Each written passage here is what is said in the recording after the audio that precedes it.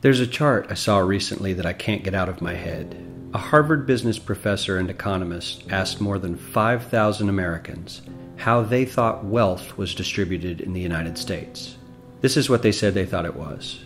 Dividing the country into 5 rough groups of the top, bottom, and middle 20% groups, they asked people how they thought the wealth in this country was divided. Then he asked them what they thought was the ideal distribution, and 92%, that's at least 9 out of 10 of them, said it should be more like this. In other words, more equitable than they think it is. Now that fact is telling, admittedly, the notion that most Americans know that the system is already skewed unfairly. But what's most interesting to me is the reality compared to our perception. The ideal is as far removed from our perception of reality as the actual distribution is from what we think exists in this country. So ignore the ideal for a moment. Here's what we think it is again. And here is the actual distribution. Shockingly skewed. Not only do the bottom 20% and the next 20%, the bottom 40% of Americans barely have any of the wealth. I mean, it's hard to even see them on the chart.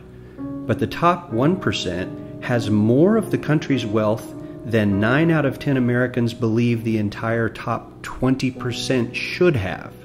Mind-blowing. But let's look at it another way, because I find this chart kind of difficult to wrap my head around. Instead, let's reduce the 311 million Americans to just a representative 100 people. Make it simple. Here they are: teachers, coaches, firefighters, construction workers, engineers, doctors, lawyers, some investment bankers, a CEO, maybe a celebrity or two. Now let's line them up according to their wealth. Poorest people on the left, wealthiest on the right, just a steady row of folks based on their net worth.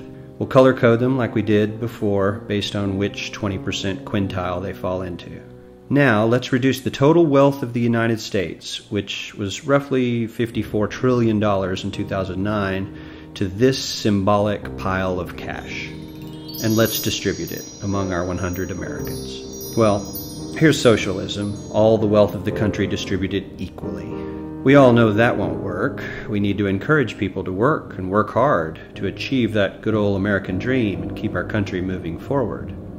So, here's that ideal we asked everyone about. Something like this curve. This isn't too bad. We've got some incentive, as the wealthiest folks are now about 10 to 20 times better off than the poorest Americans. But hey, even the poor folks aren't actually poor, since the poverty line has stayed almost entirely off the chart. We have a super healthy middle class with a smooth transition into wealth. And yes, Republicans and Democrats alike chose this curve. 9 out of 10 people, 92%, said this was a nice, ideal distribution of America's wealth. But let's move on. This is what people think America's wealth distribution actually looks like. Not as equitable, clearly, but for me, even this still looks pretty great.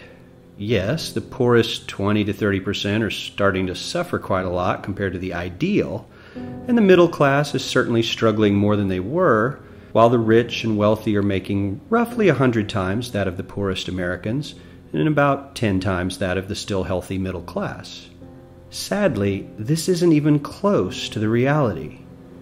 Here is the actual distribution of wealth in America. The poorest Americans don't even register. They're down to pocket change, and the middle class is barely distinguishable from the poor. In fact, even the rich between the top 10 and 20 percentile are worse off. Only the top 10% are better off. And how much better off? So much better off that the top 2 to 5% are actually off the chart at this scale. And the top 1%, this guy, well, his stack of money stretches 10 times higher than we can show. Here's his stack of cash, restacked, all by itself. This is the top 1% we've been hearing so much about. So much green in his pockets that I have to give him a whole new column of his own, because he won't fit on my chart. 1% of America has 40% of all the nation's wealth.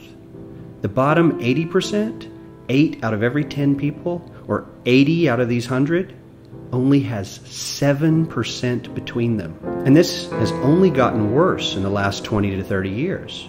While the richest 1% take home almost a quarter of the national income today, in 1976 they took home only 9%, meaning their share of income has nearly tripled in the last 30 years. The top 1% own half the country's stocks, bonds, and mutual funds. The bottom 50% of Americans own only 0.5% of these investments, which means they aren't investing. They're just scraping by. I'm sure many of these wealthy people have worked very hard for their money, but do you really believe that the CEO is working 380 times harder than his average employee? Not his lowest paid employee, not the janitor, but the average earner in his company. The average worker needs to work more than a month to earn what the CEO makes in 1 hour. We certainly don't have to go all the way to socialism to find something that is fair for hardworking Americans. We don't even have to achieve what most of us consider might be ideal. All we need to do is wake up and realize that the reality in this country is not at all what we think it is.